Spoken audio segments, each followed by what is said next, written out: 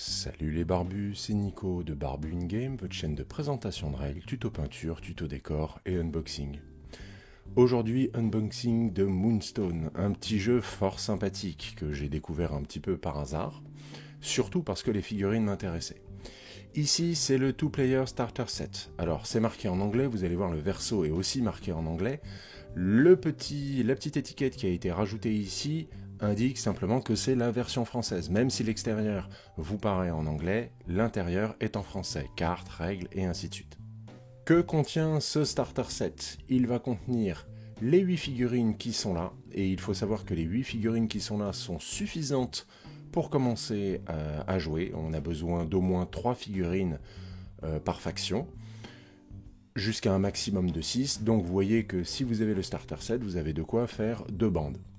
Il y a les différentes cartes, les socles, quelques dés et un petit résumé des règles que l'on peut trouver aussi sur internet.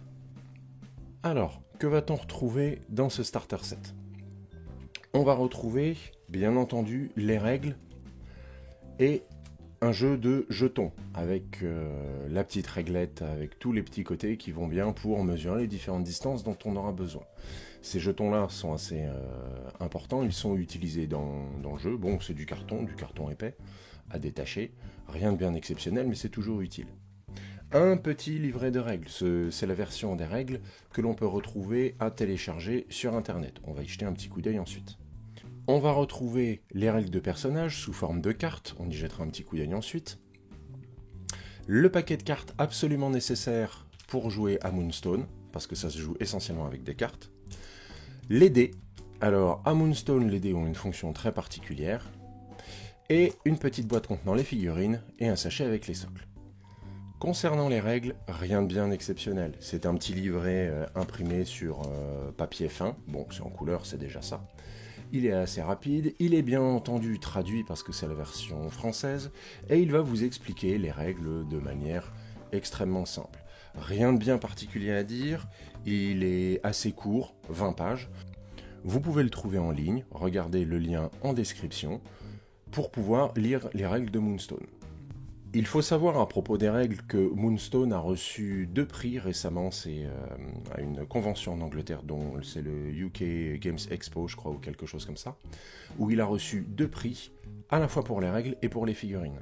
Personnellement, ce qui m'a attiré dans le jeu, c'était les figurines, qui avaient une esthétique très particulière, très intéressante. Et après avoir lu les règles, je me suis dit que c'était un jeu qui valait sans doute l'investissement. Concernant les personnages et les cartes de personnages, vous en avez 8 en tout, 4 par faction. Les factions sont représentées à l'aide du symbole, qui est ici. Il faut savoir que vous avez 2 figurines qui sont spécifiques à la boîte de base, c'est Frère Flavius et la chenille, que vous ne pouvez pas trouver ailleurs. Bon, chaque carte comporte toutes les règles dont vous avez besoin pour jouer le personnage, les règles qui sont spécifiques au personnage. Vous verrez, à chaque fois c'est un petit peu particulier, il faut bien entendu les apprendre, mais vu que vous n'avez que 6 personnages dans votre bande, ça reste relativement facile. Donc ça c'est au recto.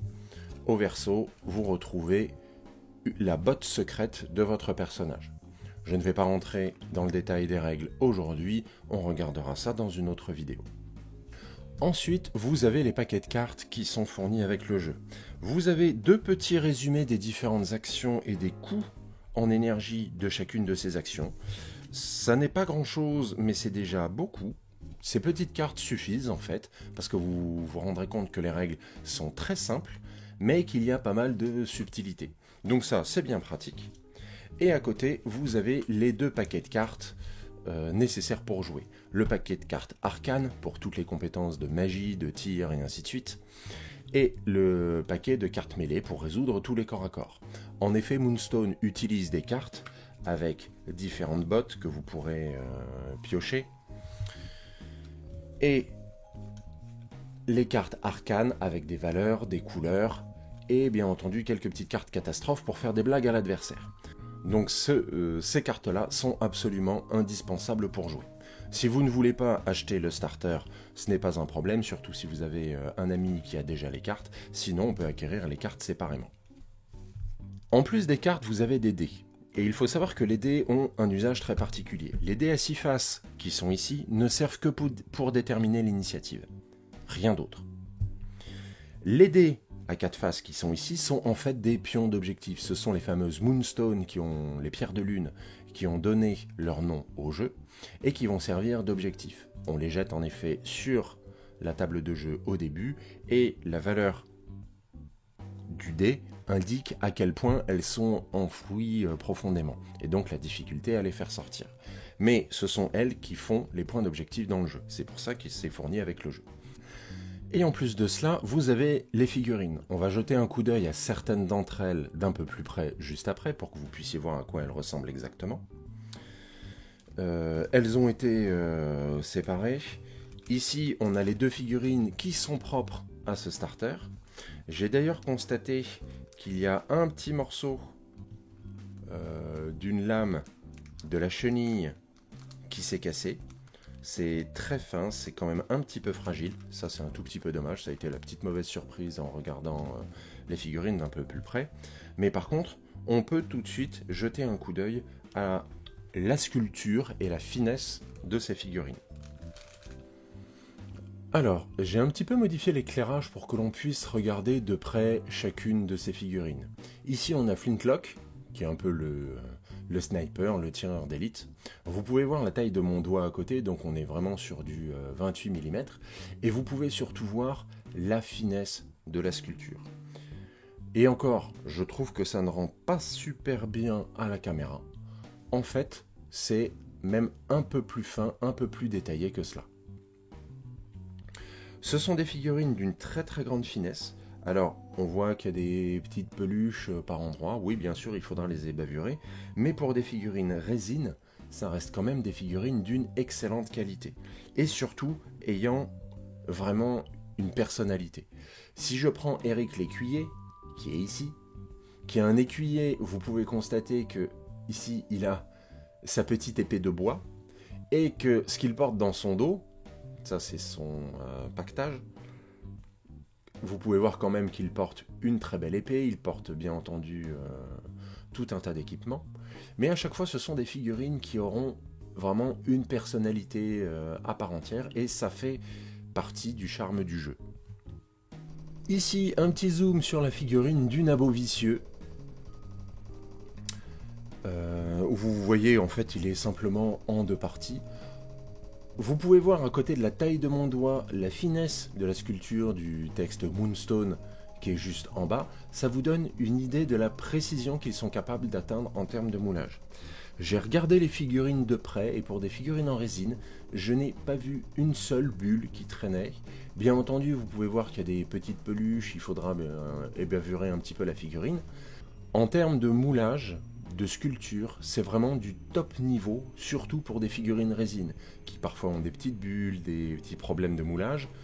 Je ne parle même pas du failcast de Games Workshop, qui est une horreur absolue et qui est absolument infecte, mais c'est vraiment au top niveau, peut-être même un petit peu meilleur que les figurines en résine de Parabellum, qui sont quand même d'excellente qualité. Là, je vous dis, j'ai regardé vraiment de près toutes les figurines, je n'ai pas vu de bulles.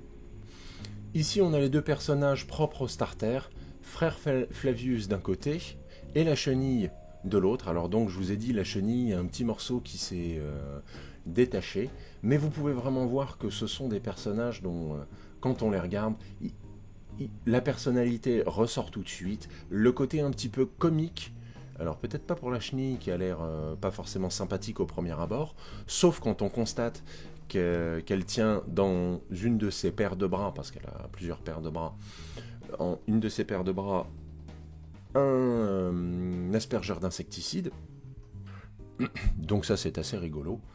Vous pouvez quand même voir qu'on est là, ne serait-ce qu'au niveau de la chaîne de Frère Flavius. Alors il y aura peut-être une ou 2 petites choses à ébavurer, mais ça reste vraiment quelque chose d'une très très très très grande finesse.